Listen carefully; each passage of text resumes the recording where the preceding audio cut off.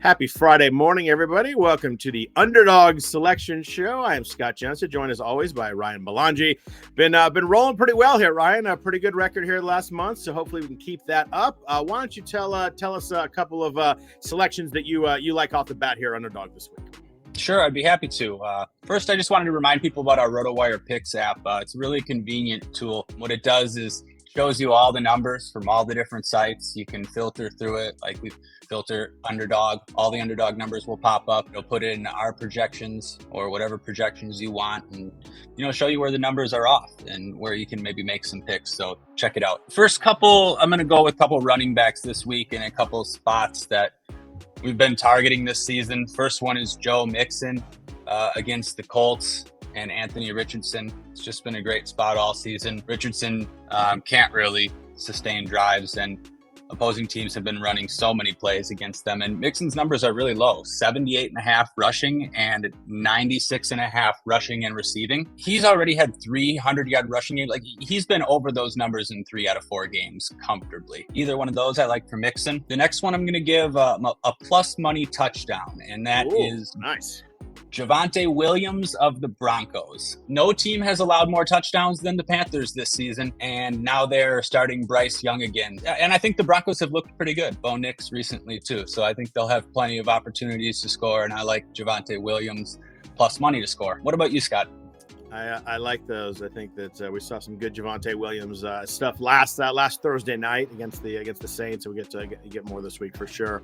I'm going to start with a running back also. I'm going to go to Chicago for my first pick. We got Bears Commanders this week. I like DeAndre Swift higher than 57.5 rush yards. Swift, after a really slow start in Chicago, has looked really good the last 3 games. Obviously, they bye last week, but the 3 games prior to that, 4.8 yards per carry in those contests with 3 touchdowns. Great matchup this week. The Commanders are allowing 5.2 yards per carry. I think a lot of the attention this week will be on Caleb Williams coming off the 2 really good games. A lot of people in DFS are talking about Caleb Williams. I like DeAndre Swift. I think 57.5 is just too low there. I'm going higher than the 57.5 rushing yards for DeAndre Swift. And then I'm going to stick in the division. I'm going to head over to your favorite team, the Green Bay Packers, facing Jacksonville this week. Love Jordan Love this week. Didn't mean to use the pun there, but love Jordan Love this week. Higher than 258 passing yards. Love's been great. QB1 in 4 or 5 weeks. The other week was QB14. He's been a top 15 quarterback every single week. I just like this game setup here. I think a lot of people think, they're playing the Jaguars. Like, how big is the spread? Green Bay's favored by 4 this week in Jacksonville. We got a high total, 49.5, low spread. Love that for going back and forth a little bit. The Jaguars have allowed a QB1, so a top 12 quarterback every single week of the season so far this year. Guys that aren't great are going in and putting up good numbers. They've allowed a league high in fantasy points per game. I think this is setting up for Love to just have a huge day. The nice thing in Underdog, we don't have to pick a receiver to pair him with, so it makes it really, really nice and easy. Just spread it around. That's fine. Multiple touchdowns in every game. So I'm going over 258 passing yards for Love. I like to be higher there.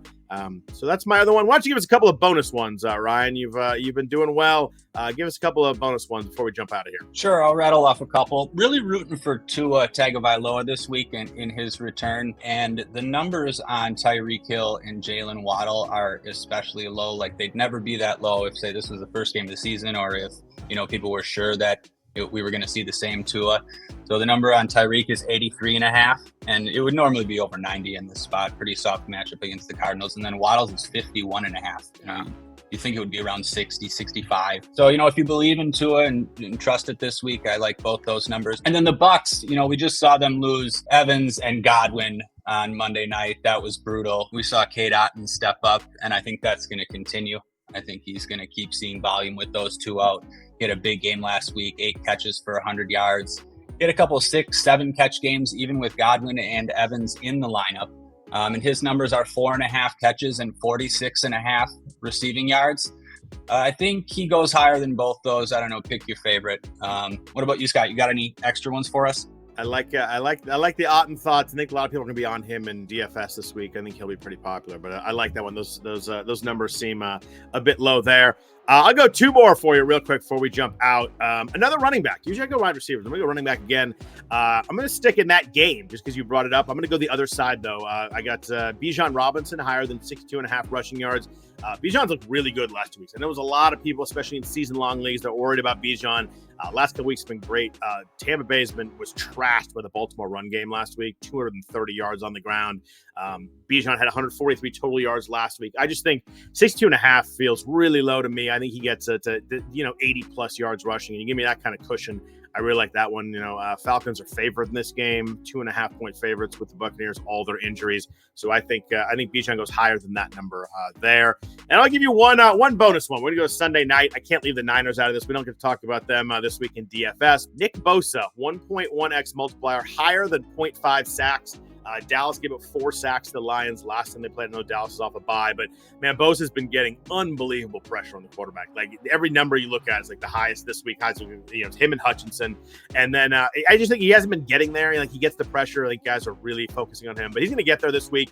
I like Bosa to have a sack and a half, maybe 2 sacks a week. I think 0.5, nice little multiplier in your underdog selections there. So I'm going to go Nick Bosa higher than 0.5 sacks for my last selection. So.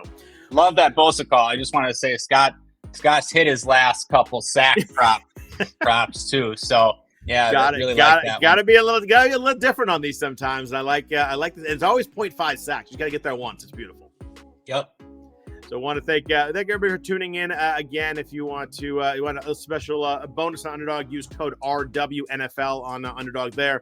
Look forward to hopefully another good week. And we're back at you next week talking more Underdog selections. Good luck, everybody.